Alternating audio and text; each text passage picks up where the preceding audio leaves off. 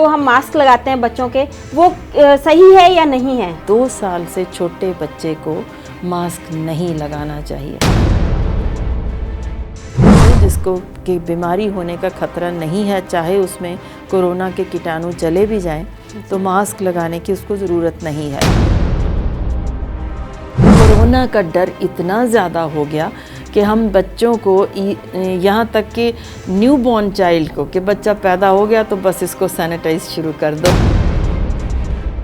Corona तलवार लेके नहीं खड़ा कि आपके हाथ में लग गया उसी वक्त तलवार मारेगा, अंदर चला जाएगा, ऐसी कोई बात नहीं है। ऐसे समय में बच्चों का आहार क्या होना चाहिए? दूध, दही, मक्खन, मलाई, सब कुछ, खास तौर पे वायरल डिजीज़ जब हों, तली हुई चीज़ें नहीं देनी चाहिए। नमस्कार, D5 चैनल हिंदी देख रहे दर्शकों का मैं वंदना स्वागत करती हूं। आज एक बार फिर हमारे स्टूडियो में आई हैं डॉक्टर हर्षिंदर कौर। डॉक्टर साहब, आपका बहुत बहुत स्वागत है। नमस्ते। डॉक्टर साहब, हम बात करते हैं कोरोना की, आज भी हम उसी पे चर्चा करेंगे। आप हमें ये बताइए कि बच्चों के अंदर जो हम मास्क लगाते हैं बच्चों के, वो सही है या नहीं है? जी, दरअसल जो वर्ल्ड हेल्थ ऑर्गेनाइजेशन की हमें जो स्पेसिफिकेशंस आई हैं, उसके हिसाब से उन्होंने कहा है कि 2 साल से छोटे बच्चे को मास्क नहीं लगाना चाहिए। उसके बहुत से कारण हैं जिनके कारण उन्होंने ये स्पेसिफिकेशन भेजी है। पहली चीज़ कि उस बच्चे को समझ नहीं होती मैंने किस तरीके से मास्क को संभालना। वो बार बार उसको एडजस्ट करता है, ख़ारिश करता है, तो उस हिसाब से जितना वो इधर उधर हाथ लगाता है उसी तरह वो मुंह के ऊपर भी लगा लेता है। इसीलिए वो ज़्यादा बीमारी बल्कि लेने की एक तरीके ये बात बनती जा रही है। इसीलिए उन्होंने कह दिया कि 2 साल से छोटे बच्चे को मास्क नहीं लगाना चाहिए। और दूसरी इम्पॉर्टेंट चीज़, जो अभी तक के जितने भी केसेस हमारे पास आए हैं, उतनों में किसी एक भी केस में ऐसा नहीं है कि 5 साल से छोटे बच्चे को कोई सीरियस बीमारी हुई हो। दुनिया भर में ऐसा कोई नहीं, सिवाय एक के जिसको निमोनिया हुआ था, उसको ऊपर साथ में दिल की बीमारी भी थी। इसीलिए हम कहते हैं कि आम तौर पे उस उम्र के बच्चों जिसको कि बीमारी होने का खतरा नहीं है, चाहे उसमें कोरोना के कीटाणु चले भी जाएं, तो मास्क लगाने की उसको ज़रूरत नहीं है। उसको ये ज़रूर समझा सकते हैं कि छींक आए या खांसी आए तो अपना वो रुमाल रख सकता है या अपना कंधा इस तरीके से आगे कर सकता है, पर मास्क लगाने की उसको ज़रूरत नहीं है। जी, बिल्कुल उसी तरह जैसे हमने पिछली बार भी बताया था कि ग्लव्स की भी इतने छोटे बच्चे को ज़रूरत नहीं है। जी। और जो इम्पॉर्टेंट बात है इनके लिए जो किया गया कि जैसे हमें पता है कि आम तौर पे जब हम एक्सेसिव एंटीबायोटिक्स लेते हैं, जी। तो वो जो वायरस होती या बैक्टीरिया जिनको ज़रूरत नहीं होती इतनी तेज़ दवाइयों की, तो वो रेजिस्टेंट बैक्टीरिया बन के सामने आ जाते हैं। जी। तो उसका मतलब है कि जो आम दवा पहले असर करती थी उनके ऊपर, वो नहीं करती, अगली बार उससे तेज़ हो जाती है, फिर वो भी असर छोड़ जाती है, फिर और तेज़ करते हैं, फिर वो छोड़ देती है। और वो तेज़ दवाओं के जो बुरे असर हमें दिखने को मिलते हैं बच्चों के शरीर पे, वो फिर अलग चीज़ हमें प्रॉब्लम करने लग जाती है। बिल्कुल इसी तरह कोरोना का डर इतना ज़्यादा हो गया कि हम बच्चों को यहाँ तक कि न्यूबॉर्न चाइल्ड को, कि बच्चा पैदा हो गया तो बस इसको सैनिटाइज शुरू कर दो, हमने वो हाल कर दिया कि इतना सैनिटाइज़र लगा लगा के अगर ये वायरस इससे रेजिस्टेंट हो गई, जो कि बहुत से हमें इस वक्त इंडिकेशंस हमें मिल रही हैं कि ये वायरस दोबारा जिनको हो गया उनको दोबारा भी होने लग गई, और कई तरह के इसने लक्षण जो तब्दील कर लिए। जो पहले खांसी करती थी, अब खांसी की बजाय टट्टियाँ उल्टियाँ बच्चों में होने लग गई, दिल की तकलीफ़ हो जाती है, दाने निकलने लग जाते हैं, आँखें लाल हो जाती हैं, यानी कई अलग चीज़ों की जो तरीके से हमारे सामने आ रही हैं। इसीलिए ये कोरोना को अगर हम जो नॉर्मल आम साबुन से ख़त्म की जा सकती है, एक्सेसिव यूज़ ऑफ सैनिटाइज़र्स इसको अगर रेजिस्टेंट बना गए, तो आप सोच लीजिए कितनी बड़ी गिनती में मौतें हो जाएंगी। इसीलिए ये बार बार वार्निंग्स दे रहे हैं कि सैनिटाइज़र एक्सेस यूज़ नहीं करें, इसको सिर्फ हॉस्पिटल्स के लिए रहने दें। अगर आपने घर में कुछ करना है तो वो सिंपल साबुन रखें, उससे अच्छी तरह हाथ धोएं 20 मिनट के लिए, 20 सेकंड्स के लिए, और उसके बाद ज़रूरी है कि आपको कोई मॉइस्चराइज़र जो कि परफ्यूम ना, जिसमें परफ्यूम ना हो, यानी जिसमें खुशबू ना हो, तो उसके अलावा वाला, चाहे आप मलाई घर में जो नॉर्मल है उसी को लगा लीजिए, पर आपको हाथ अपने यानी मॉइस्चराइज्ड रखने चाहिए ताकि जो नॉर्मल कुदरती नमी है वो ख़त्म ना हो जाए। जहाँ भी हम निकलते हैं हम देखते हैं कि आम ही हर जगह दरवाजे के अंदर जाना है या बाहर जाना है हम सैनिटाइज़र ज़रूर यूज़ कर रहे हैं। इसके लिए ज़रूर वार्निंग इशू हो गई कि अगर आप सिर्फ इतना से बात अगर समझ लें कि मैंने हाथ अपने मुंह पे नहीं लगाना, तो आप बीमारी से बच सकते हैं। कोरोना तलवार लेके नहीं खड़ा कि आपके हाथ में लग गया उसी वक्त तलवार मारेगा अंदर चला जाएगा, ऐसी कोई बात नहीं है।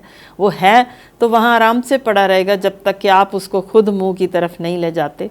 तो इतनी जल्दी सैनिटाइज़र की ज़रूरत नहीं। आप अगर बाहर निकले हैं घर से तो आप एक बार साबुन से हाथ धो के अगर गए हैं, अगर इधर उधर आपका हाथ लगा, सिर्फ ये कि आप हॉस्पिटल नहीं गए जहाँ कोरोना के काफ़ी पेशेंट्स हो सकते हैं, या उस जगह पे भीड़ पे नहीं गए जहाँ हो सकता है कोई कोरोना के पेशेंट्स हों, तो फिर आप फ़िक्र ना कीजिए। आप अपनी कार में या जहाँ भी आप वापस बैठने लगें वहाँ बैठने से पहले एक बार सिर्फ कर लें आप उस सैनिटाइज़र से, इससे ज़्यादा ज़रूरत नहीं है। इसी तरह बच्चों को तो बिल्कुल भी किसी हाल में सैनिटाइज़र नहीं लगाना चाहिए। सिंपल सा आम जो बेबी सोप जो आप, या ग्लिसरीन सोप जो है, यानी एक्सेसिव एंटीबैक्टीरियल, पोछा लगाने के लिए भी नहीं, घर की सफाई के लिए भी नहीं, ना हमने हाथों के लिए एक्सेस यूज़ करना है। ये बड़ी स्पेसिफिक हमें इंस्ट्रक्शंस दी गई हैं। और जहाँ तक हाथों का, जो बच्चों के भी आप देखेंगे हाथ काफ़ी ख़राब होने लग गए, उनको बार बार सैनिटाइज़ करने के बाद चमड़ी उतरने लग जाती है, हाथों में ख़ारिश होने लग जाती है, लाल होने लग जाते हैं। इस तरह की प्रॉब्लम्स अगर हो रही हैं तो आप उसको, जैसे मैंने बताया, ज़्यादा दिन में 4-5 बार एक्स्ट्रा भी अगर आप मॉइस्चराइज़ कर लें, हाथ को अच्छी तरह नॉर्मल क्रीम या मलाई लगा लें तो वो ठीक होने लग जाएगा। अगर ना ठीक हो तो आप हाइड्रोकॉर्टिसोन ऑइंटमेंट ज़रूर दिन में 3 दफ़ा लगा के देखें, 2-3 दिन में ही वो ठीक हो जाता है। पर अगर फिर भी ना ठीक हो तो ज़रूर फिर आप डॉक्टर को ज़रूर उस वक़्त सलाह ले लेनी चाहिए। जी डॉक्टर साहब, क्या बच्चों को ऐसे में रूटीन वैक्सीनेशन बच्चों का होना चाहिए या नहीं? दरअसल जितनी हमें वार्निंग्स दी गई हैं, जो इंस्ट्रक्शंस भी हैं, वो ये हैं कि लाइव वैक्सीन्स जितने भी हैं वो इस दौरान नहीं देने चाहिए। अगर उसको डिले कर सकते हैं, क्योंकि ये 2-3 महीने में कोई भी ऐसी बात नहीं कि हम इसको डिले नहीं कर सकते, सो कोई ऐसी प्रॉब्लम नहीं है। और इसके पीछे एक साइंटिफिक रीज़न है जो मैं बताने लगी हूँ। वो ये है कि जितने भी इस समय केस देखे जा रहे हैं कि 2 साल से नीचे, बल्कि 5 साल से नीचे किसी को लक्षण हुए ही नहीं। वहाँ सिंगापुर का एक ख़ास केस मैं बताना चाहूँगी, जहाँ माँ और बाप दोनों को वेंटिलेटर पे डाला गया, दोनों को कोविड बीमारी हो गई थी। बच्चे के शरीर में भी कोरोना के वायरस के जाने के आसार दिखे थे, उसका टेस्ट भी पॉजिटिव आ गया। पर कमाल देखिए कि पूरे इस दौरान उसको सिर्फ 1 घंटा 99 डिग्री सिर्फ बुखार हुआ, यानी बुखार भी नहीं पूरा हुआ, और उसके बाद उसको बिल्कुल कोई लक्षण नहीं, वो बिल्कुल ठीक ठाक पूरी तरह रहा, कुछ भी नहीं हुआ। सिर्फ उसकी बॉडी से 17 दिन तक वायरस बाहर निकलती रही। यानी वायरस किसी और को देने के योग्य तो वो है, मगर उसको खुद को बीमारी नहीं होती। और ये चीज़ ने काफ़ी हैरान कर दिया दुनिया भर के लोगों को। जितने भी डॉक्टर और वैज्ञानिक लगे हैं उन्होंने ये देखा कि हम पैदा होते सार बच्चे को फटाफट वैक्सीनेशन शुरू कर देते हैं।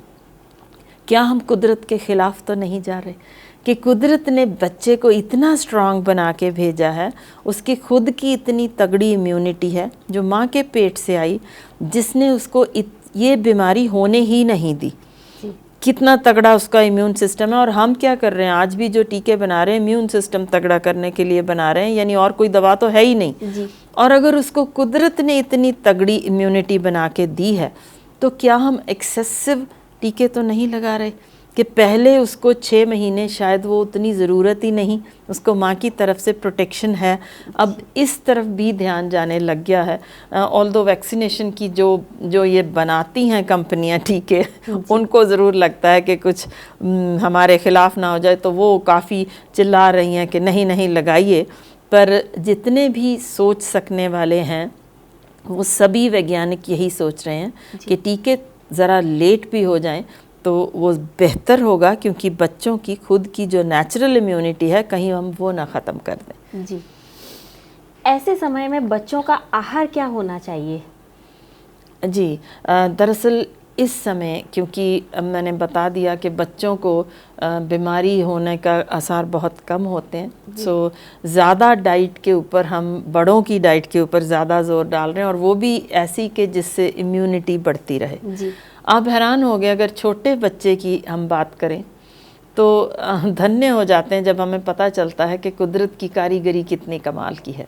आप सोचिए, जब पैदा होता है बच्चा तो माँ के छाती से जो दूध आता है उसको हम कोलोस्ट्रम कहते हैं, और पता है कुदरत ने क्या कमाल किया है कि छोटा बच्चा पैदा हुआ है तो वो ज़्यादा सोता है, खा नहीं सकता, पी नहीं सकता ज़्यादा, तो कुदरत ने क्या किया है कि पहले 3 दिन वो इतना गाढ़ा दूध होता है कि बच्चे के 2 या 3 घूंट भी अगर भर ले वो उसका पेट भर जाता है, क्योंकि उसमें इतने सारे लाइव सेल्स होते हैं जो बीमारी से लड़ने के लिए कुदरत की तरफ से जीते जागते सेल होते हैं, जो किसी किस्म के डब्बे में या गाय के या भैंस के दूध में आ ही नहीं सकते।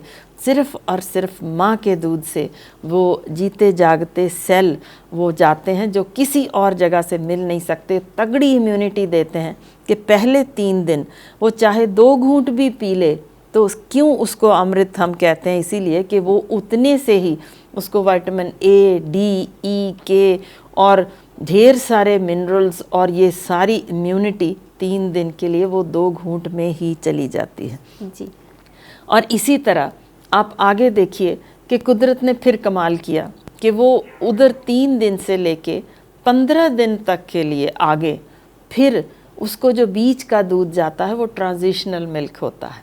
यानी कमाल देखिए कि उसमें भी कुदरत ने क्योंकि उस समय बढ़ना ज़्यादा होता है तो बच्चे को ज़्यादा उसमें घी और यानी मीठा उसमें ज़्यादा हो जाता है, मीठा, ताकि वो उसकी कैलोरीज़ पूरी हो जाएं और वो अपना जल्दी से पेट भर ले थोड़े दूध से ही, ताकि उसकी ग्रोथ वो उतने 15 दिन में अच्छी होने लग जाए। जी, और फिर आता है मैच्योर दूध, जिसने उसको ढेर सारी प्रोटीन भी देनी है और सभी कुछ जो कुछ भी कुदरत की तरफ से होना चाहिए, कंप्लीट मिनरल्स, कंप्लीट उसको यानी जितना उसको चाहिए उतना आयरन भी, उतना कैल्शियम भी, हर चीज़ उसमें प्रॉपर पूरी डोज में जैसे होने चाहिए वो है। और आप अगर कमाल इसके आगे भी बताना चाहती हूँ कि अगर बच्चा प्री मैच्योर हो जाए यानी वक्त से पहले पैदा हो जाए तो देखिए वो दूध भी अलग किस्म का हो जाता है।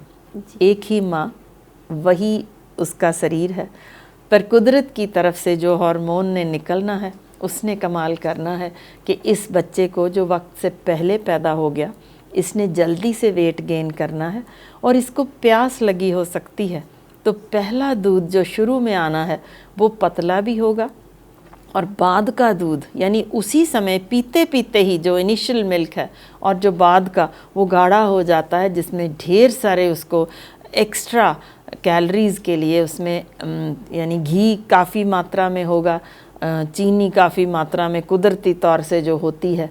आप खुद ही फैसला कर सकते हैं कि अगर इतनी कमाल की चीज़ कुदरत ने दी है तो हम क्यों उसको ऊपर का दूध देने की कोशिश करते हैं। क्या ये जुल्म नहीं है उस बच्चे के लिए जिसको सभी कुछ कुदरत ने पहले ही बना के दे दिया हो।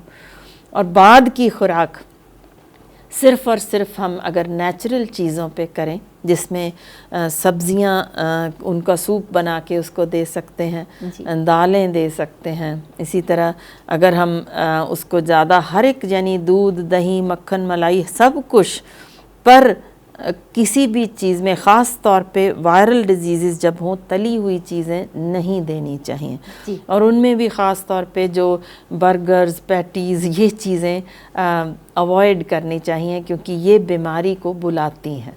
तो अगर हम बच्चे की सेहत ठीक रखना चाहते हैं और घर में भी सभी की रखना चाहते हैं, तो इस समय तो ज़रूर आपको संतुलित खुराक लेनी चाहिए। जी, डॉक्टर हर्षिंदर ने हमें बहुत सारी जानकारी दी। उम्मीद है जानकारी आपको पसंद आई होगी। डॉक्टर साहब, आप यहाँ आए, आपका बहुत बहुत धन्यवाद। शुक्रिया। अगले एपिसोड में आपसे फिर मुलाकात होगी, तब तक के लिए नमस्कार।